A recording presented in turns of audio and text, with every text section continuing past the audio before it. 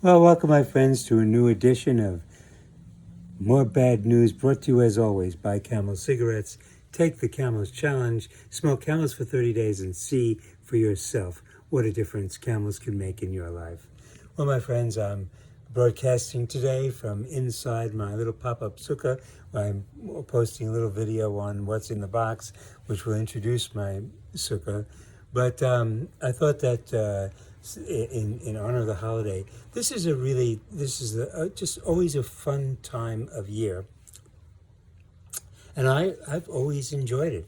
I love sukkahs, and when you do these rituals like this, which involve like the old days building this big sukkah, but having a sukkah and having the lulav and the esrog and spending the 8 days, especially now that I'm retired and I don't have the conflict of of work.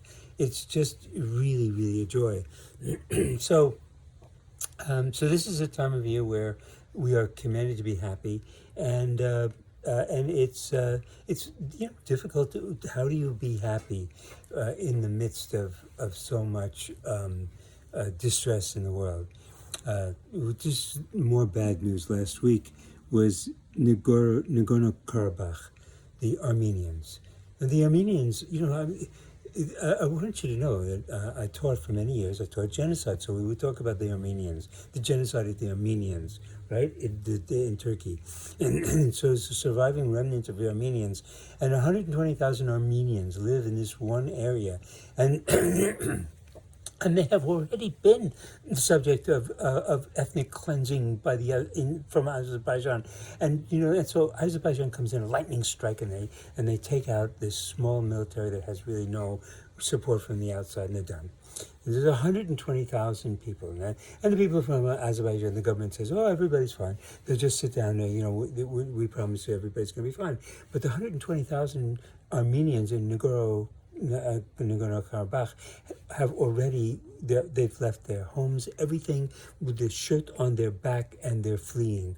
There's another 120,000 refugees now heading for Armenia, and it's another massive crisis, humanitarian crisis.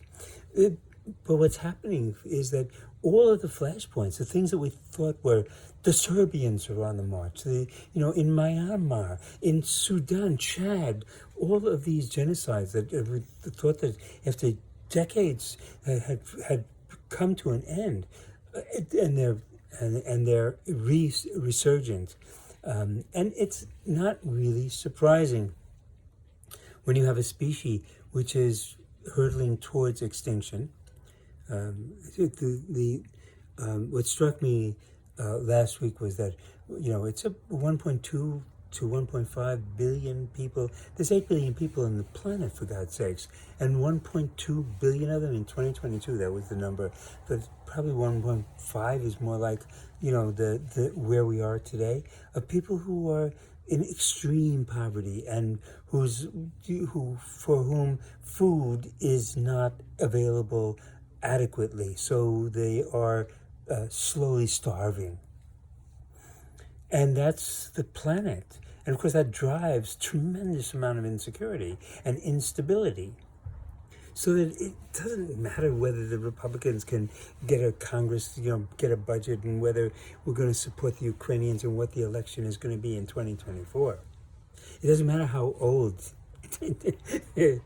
Joe is. It's what's baked into our future, which is the collapse of our systems, all everywhere in every different way. So anyway, that's I think that part of this, because I taught genocide for so many years, I've kind of inoculated myself against all this kind of horror, because it's all really horrible stuff. But there has to be a way to take a breath today and to celebrate a holiday, and to be happy, if you can. If it's possible to be happy, this is the time to be happy. So that's this week's message from More Bad News. Genocide continues, but let's be happy.